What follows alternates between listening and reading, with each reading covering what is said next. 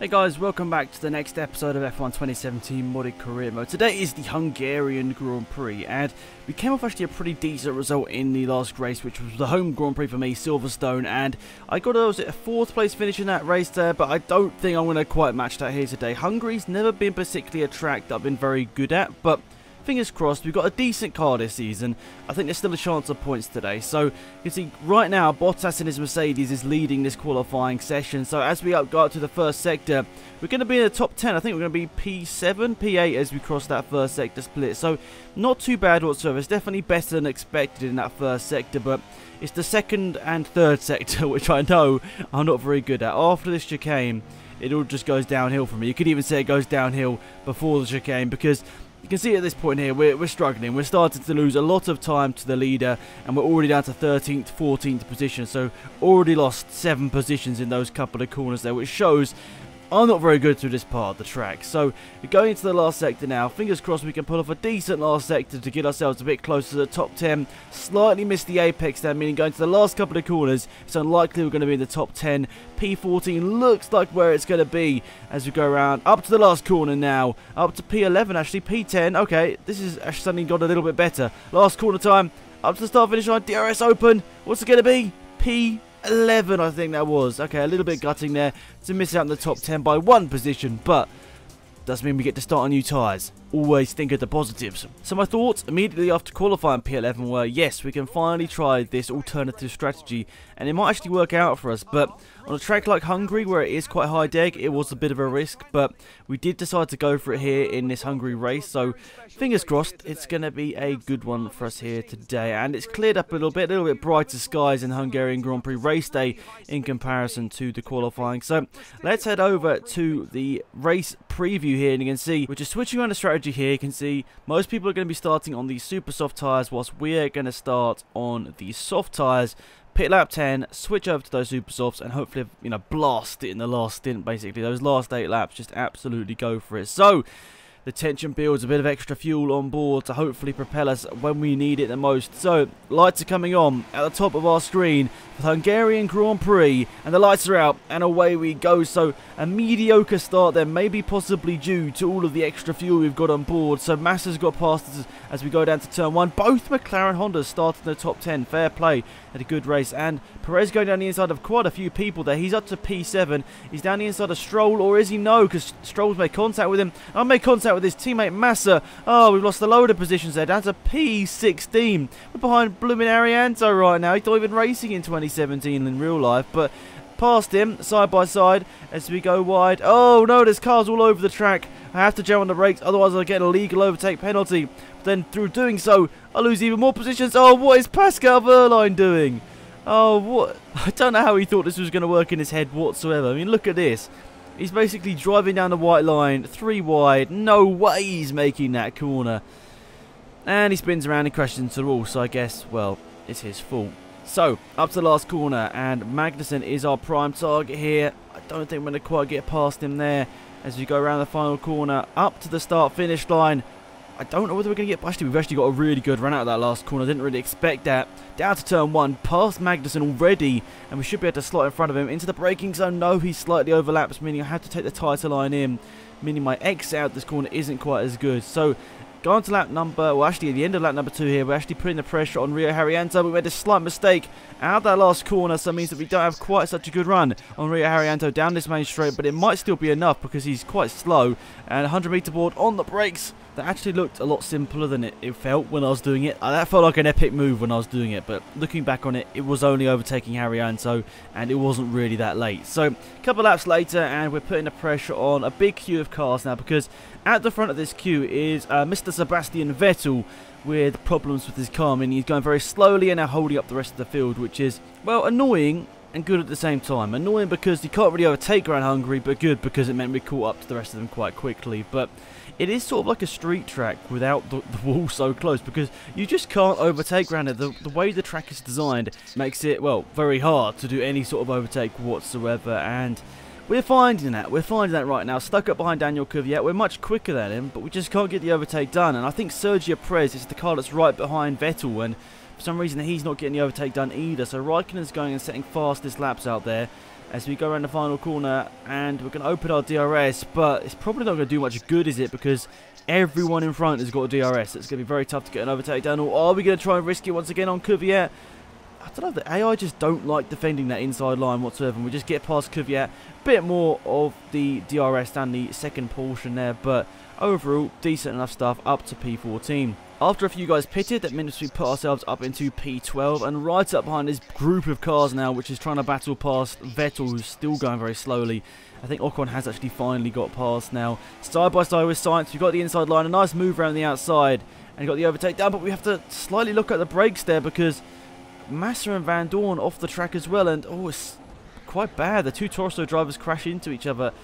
Daniel Kvyat sent around in a spin, and well, that's his race pretty much over for any sort of points. I don't know what Massa was doing there. He locks up, and then I just sort of cruise past him. I don't know what he was doing. He didn't even attempt to make the corner. He just sort of slammed on the brakes. Really strange.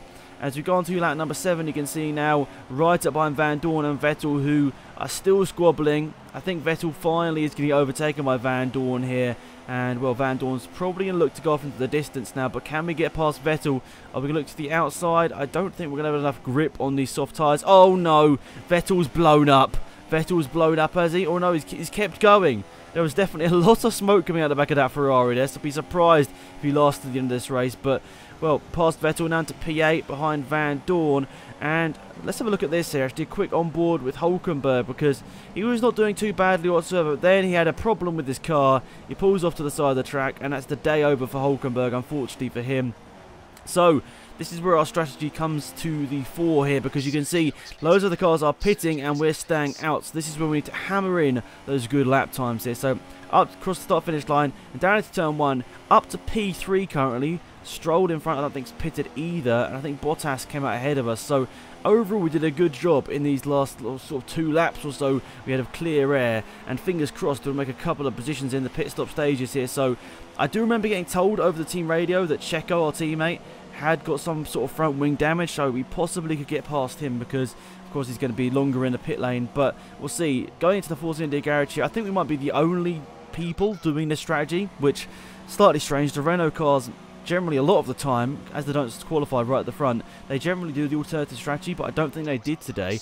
Now with Hulkenberg out, probably not going to be doing it. Very good chance of any sort of point, especially with Palmer. So anyway, down to turn 1, we just get out ahead of Carlos Sainz. So actually, if anything, we've lost a bit of time, because we were a bit closer to Van Dorn here, so possibly the undercut has worked here. But then again, we are on the better tyres now, and we should be able to close down these guys in front here, and especially Van Dorn. No offence, but we're much better than that McLaren car. So last corner of lap number 12 here, we're right up behind Stoffel Van Dorn.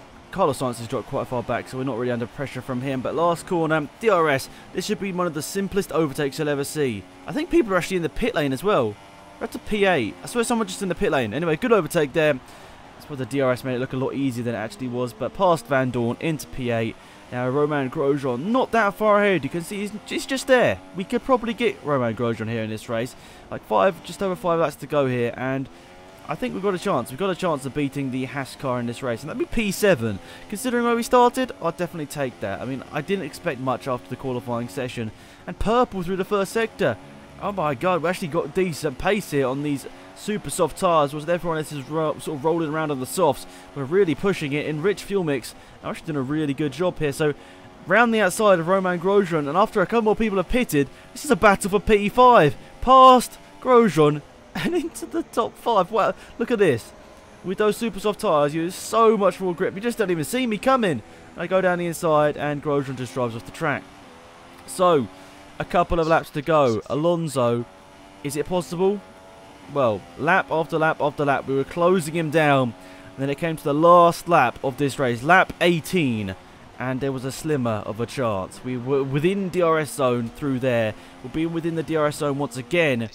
But is it possible? Is it possible? I don't think it is, because we're just so slow through the last sector, which is the main part of the track where you can get an overtake done. Well, that'll be the closest I should be to him, really, is what I'm saying. So, I suppose this is the closest I'll probably get to him in terms of, you know, on the track. But I don't think I'm going to get an overtake done here. It's just such a fast part of the track. You can't really dive for an overtake there unless you're risking a big accident. I suppose we could even look at the chicane, but it depends on a good run out of here. Slightly hitting the rear limiter a couple of times down on the upshifts, meaning we weren't quite close enough through the chicane, and Alonso, he's been a pesky so-and-so here, but I think he's just going to be able to keep P4 here. Last lap of this race. The tension is on. About a third of this lap remaining.